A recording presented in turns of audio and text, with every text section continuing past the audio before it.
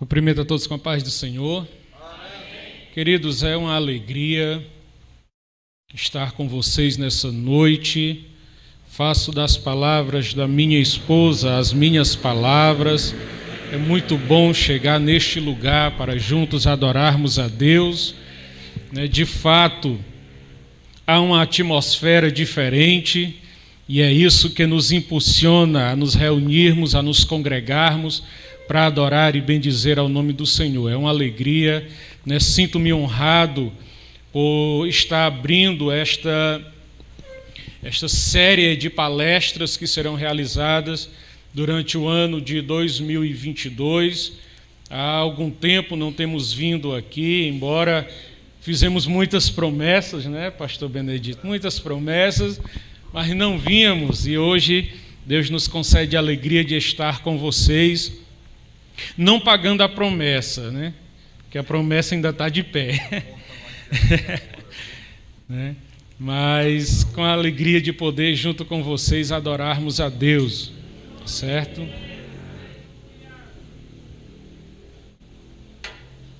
E o tema é bem interessante: não negue a Jesus, o desafio da igreja em todos os tempos. E aqui na passagem de Lucas, no Evangelho, capítulo de número 22, que é o tema, o texto áureo, escolhido pelos organizadores, pelos irmãos, para refletirmos a respeito do tema, não negue a Jesus, nós vemos lições importantíssimas que Pedro traz para as nossas vidas e que, se nós atentarmos bem, nós estaremos preparados para não negarmos a Jesus. Pedro é para nós um exemplo daquilo que se faz e daquilo que nós não devemos fazer, se nós queremos verdadeiramente não negar a Jesus. E, como já foi lido o texto todo no início do trabalho, eu não vou ler o texto todo, mas já vamos refletindo no texto. Vamos lendo o versículo e vamos meditando, refletindo, conforme a graça de Deus, conforme a direção e a instrução que o Senhor nos dá. E eu acredito piamente que vocês não estão aqui reunidos para me ouvir, mas o seu desejo é o mesmo desejo que eu tenho, de ouvir a voz de Deus, de ouvir a palavra de Deus. Jesus, certa feita, disse: nem só de pão vive o homem, mas de toda a palavra que sai da boca de Deus. Então é a palavra de Deus, a palavra que sai da boca de Deus, acredito que é o que você deseja ouvir, e é também o que eu desejo ouvir, e é o que eu desde já espero em Deus, que essa palavra fale conosco de uma maneira gloriosa, nos alimentando de uma maneira tremenda e poderosa. Versículo 54. Então, prendendo-o, o levaram e o meteram em casa do sumo sacerdote, e Pedro seguia-o de longe. Na noite em que Jesus foi traído, e aqui relata que ele foi preso, e enquanto ele foi conduzido à casa do sumo sacerdote, alguns estudiosos acreditam que foi à casa de Anás, outros acreditam que foi à casa de Caifás, e a melhor doutrina, os melhores estudiosos afirmam ser na casa de Caifás, onde Jesus estava. E naquela noite, naquele cortejo, enquanto Jesus estava sendo conduzido à casa do sumo sacerdote, Pedro estava seguindo Jesus, porém seguia-o de longe. Os outros discípulos, onde estavam, haviam fugido, estavam longe, estavam distantes. Pedro, num aspecto positivo, pelo menos ainda estava seguindo Jesus de longe. Porém, o seguir Jesus de longe não é uma garantia de que nós estaremos preparados e firmes para não negá-lo na hora da adversidade. Pedro estava seguindo Jesus, porém estava seguindo-o de longe.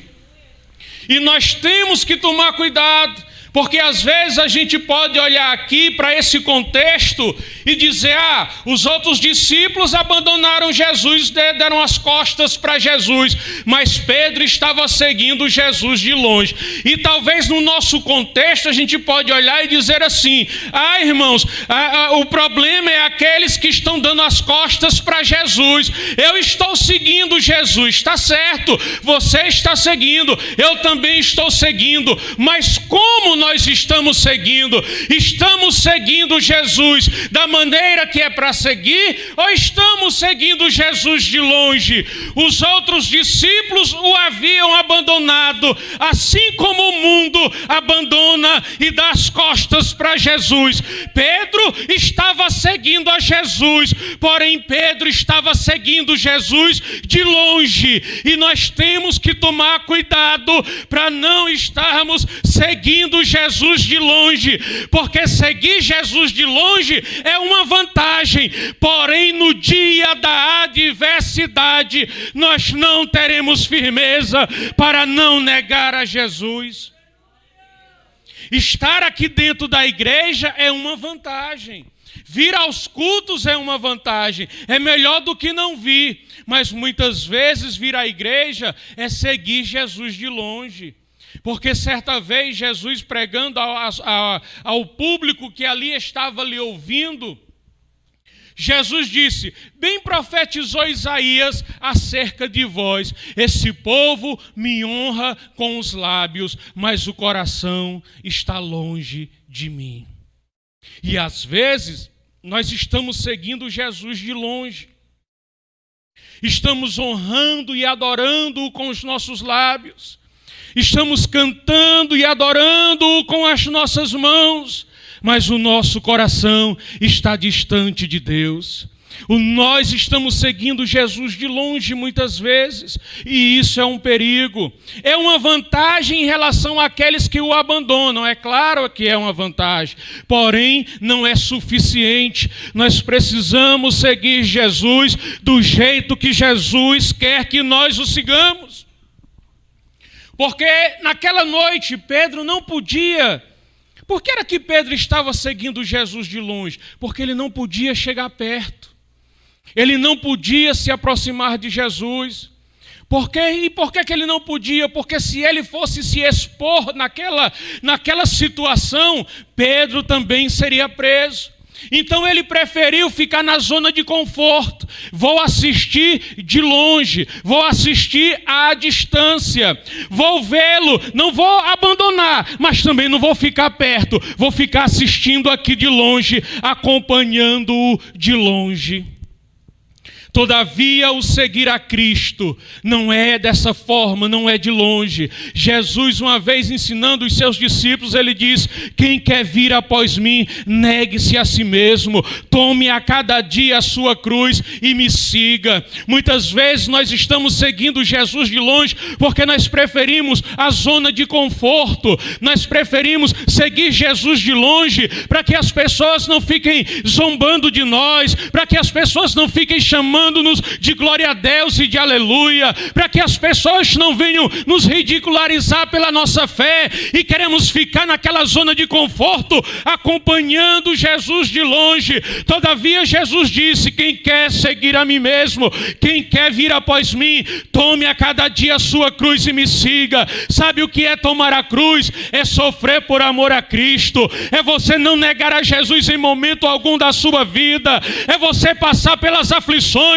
pelas humilhações e pelas rejeições do mundo, mas é isso que forja uma igreja forte e uma igreja poderosa. O crente não é forte quando ele segue Jesus de longe, o crente é forte quando ele segue Jesus de perto, porque é luta, é prova, é batalha, mas ele não arreda o pé, porque ele sabe em quem ele tem crido e sabe que Deus é com ele nesta peleja. Pedro estava seguindo a Jesus, mas de longe. E às vezes nós estamos parecidos com Pedro, seguindo de longe. Canta-se os hinos da harpa e quando termina o culto, rapaz, eu gostei daquele segundo hino. E segundo hino? E qual foi o segundo hino? Nem lembro qual foi. Porque eu estou aqui, mas o meu coração está longe. Como diz uma frase que faz tempo que eu não escuto. Estamos aqui, mas pensando na morte da bezerra. Estamos aqui, mas com um pensamento em outro lugar. Estamos aqui, mas pensando, meu Deus, segunda-feira tem um boleto para pagar. Ah, meu Deus, tal dia vai acontecer isso. E já vamos sofrendo com a antecipação. Quando na verdade deveríamos estar aqui dizendo, Senhor, tem um boleto para pagar segunda-feira. A palavra diz que tu és o dono do ouro e o dono da prata. Eu estou aqui para te adorar, para te bendizer. Eu não quero que nada me impeça de glorificar o teu nome. Eu não quero que nada atrapalhe a minha adoração, porque eu estou aqui para estar ligado a ti e te seguir de perto. E Pedro estava seguindo Jesus de longe. Aí no versículo 55 diz assim: e havendo-se acendido fogo no meio do pátio, estando todos sentados, assentou-se Pedro entre eles. Pedro seguia Jesus de longe, mas em relação aos outros, Pedro estava bem pertinho, próximo deles. E aí eu aprendo que não existe um campo de neutralidade. Se eu me afasto de Jesus, eu estou me achegando a alguém. Ou eu estou andando bem pertinho de Jesus e me afastando de alguém, ou eu estou me afastando de Jesus e me achegando a alguém. Pedro estava olhando e acompanhando Jesus de longe, mas lá no meio da multidão, Pedro estava sentado no meio deles, aquentando-se com o fogo que eles haviam acendido naquela noite. E aí nós podemos olhar e dizer, mas irmão, e o erro de Pedro foi estar sentado no meio deles? Foi não. O erro de Pedro foi a motivação. Pedro estava disfarçando-se no meio deles. Pedro estava ali para não ser reconhecido como seguidor de Cristo entre eles. Paulo, quando ele escreve aos Coríntios, ele traz uma advertência. As más conversações corrompem os bons costumes.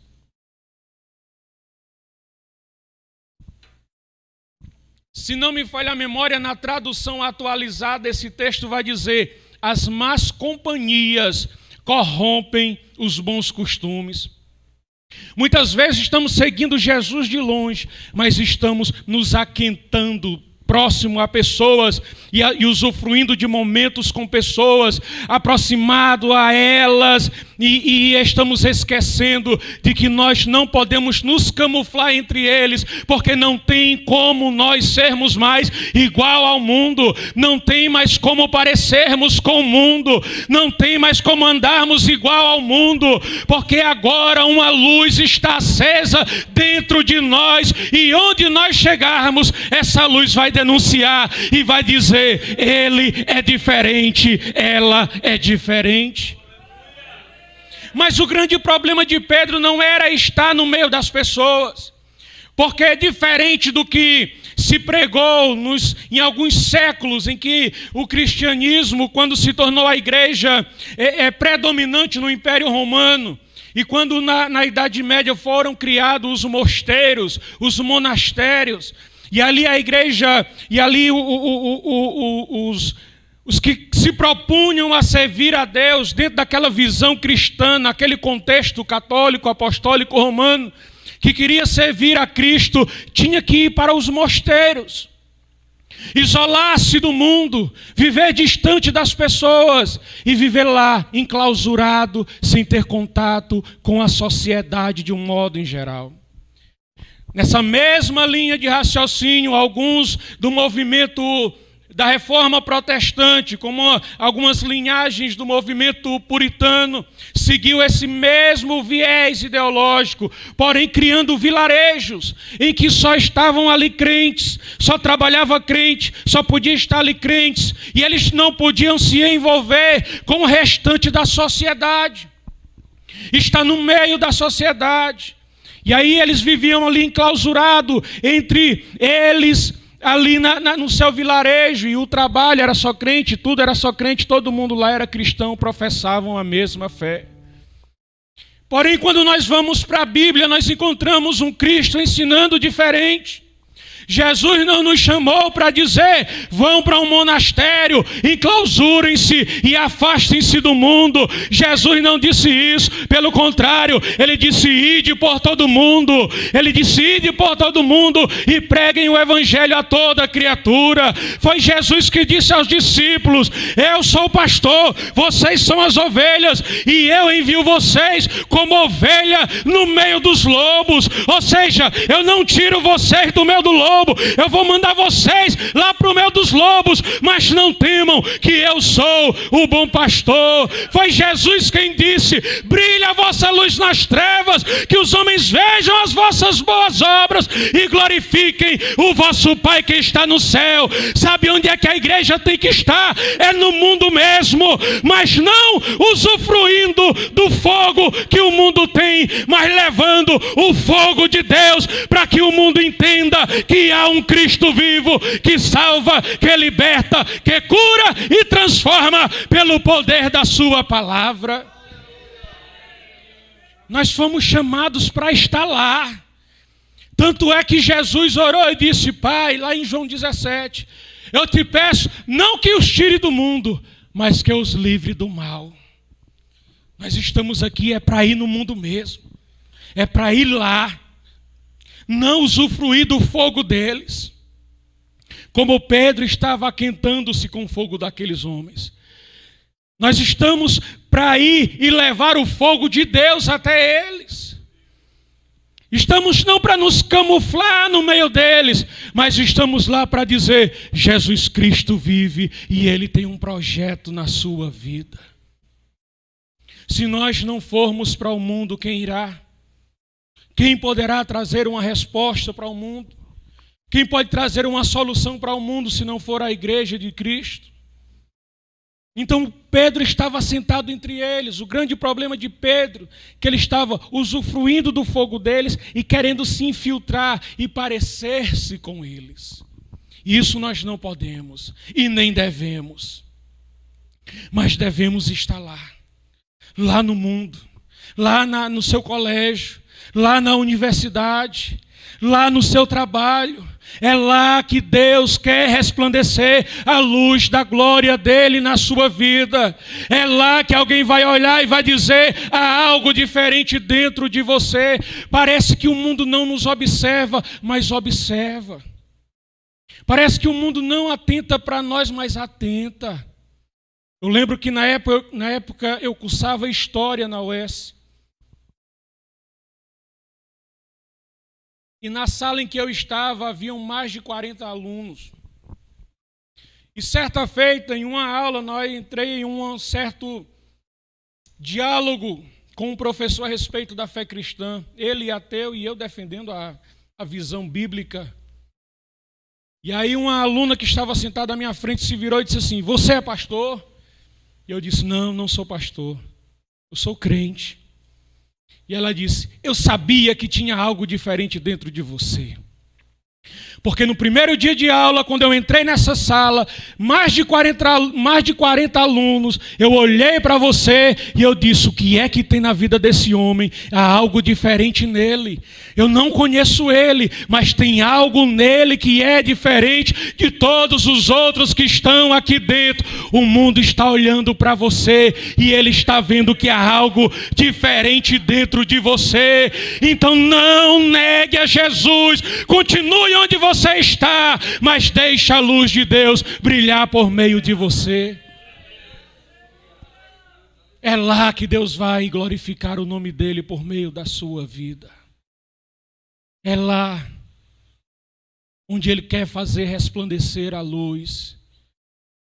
É lá no meio das trevas. Pedro estava lá sentado no meio deles. Então o grande problema da igreja, o desafio da igreja em todos os tempos. Às vezes a gente olha e diz assim: ai, como é difícil servir a Jesus hoje. Não, queridos. Sempre foi difícil servir a Deus. Se puxarmos de Gênesis e Apocalipse, nós vamos ver o desafio que é servir a Deus. A propensão do ser humano em recorrer a subterfúgios, a falsos deuses. nós vamos ver a forma como aqueles que se propuseram a serem fiéis foram lançados na cova dos leões, outros que se propuseram serem fiéis foram lançados nas fornalhas, outros que se propuseram serem fiéis foram lançados nos calabouços. Jesus certa feita disse: bem-aventurados sois vós, quando vos injuriarem, perseguindo e mentindo, disserem todo mal contra vós por minha causa, exultai e alegrai, porque é grande o vosso galardão no céu, porque assim perseguiram os profetas que foram antes de vós. Sabe o que é que denuncia um profeta de Deus e um profeta que não é? É quando o mundo começa a se incomodar com ele.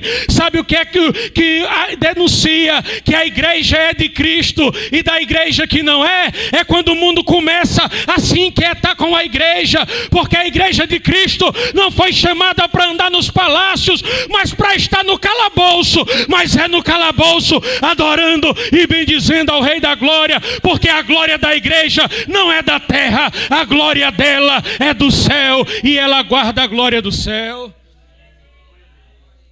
E aí nós vimos que Pedro estava ali, assentado com eles.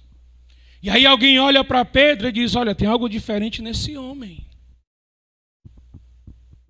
Eu lembro que um dia eu cheguei numa borracharia para ajeitar o pneu do carro estava com problema.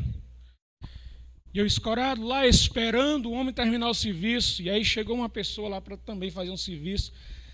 E aí olhou para mim e disse assim: você é crente? É pastor? Eu disse: não, eu sou crente, graças a Deus.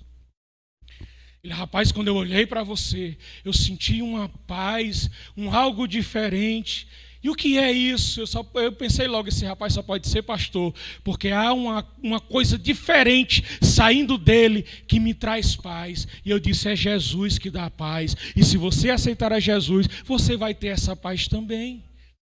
O mundo está te observando. Você lembra não sei se você conhece a história de um rapaz que próximo à casa dele tinha um amigo que era ateu e ele ia para a igreja, o rapaz ia para a igreja e convidava um amigo: vamos para a igreja, e o amigo dizia: não, eu estou lendo um livro, quando terminar eu vou. E aí toda a vida aquele rapaz convidava e o ateu dizia: não, eu estou lendo um livro, quando terminar de ler o livro eu vou. E um dia aquele rapaz convidou-o novamente, e aquele ateu disse: hoje eu vou para a igreja, terminei de ler o livro, agora eu vou para a igreja. E aí aquele irmão ficou curioso e disse: oh rapaz, que livro era esse que você estava lendo, que lhe impedia de ir para a igreja? E aquele ateu disse: o livro que eu estava lendo era a sua vida, e agora eu sei que Jesus é real pelo que eu vejo na sua vida. Certo teólogo disse: a Bíblia que o mundo tem para ler somos nós.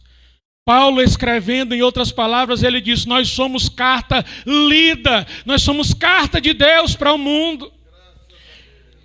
O mundo não vai pegar um livro aqui para ler, a Bíblia para ler, mas ele está olhando para a tua vida. Muitas vezes a Bíblia que ele está lendo é você. Não tem como nós nos infiltrarmos entre eles. Vai se levantar alguém e dizer: tem alguma coisa diferente. Você é diferente.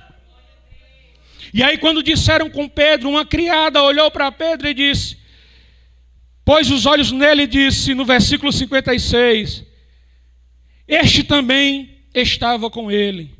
Porém Pedro negou, dizendo: mulher, não o conheço. Verso 57, aliás, verso 58. E um pouco depois, vindo o outro, disse: tu és também deles. Mas Pedro disse: homem, não sou. E passada quase uma hora, um outro afirmava, dizendo: também este verdadeiramente estava com ele, pois também é galileu. E Pedro disse: homem, não sei o que dizes. E logo, estando ele ainda a falar, cantou o galo. Olha o que é que acontece com negar Jesus.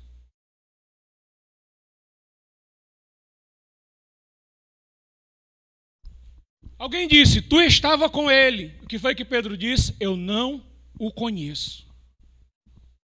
E de fato, Pedro ainda não conhecia Jesus.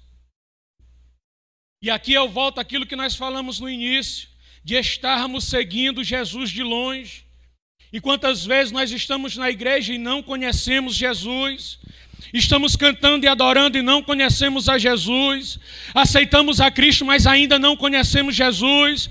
E quando eu falo isso, eu não falo de conhecer Jesus por aquilo que a Bíblia diz, mas por uma questão de relacionamento, de intimidade, de nós falarmos com Ele e Ele falar conosco.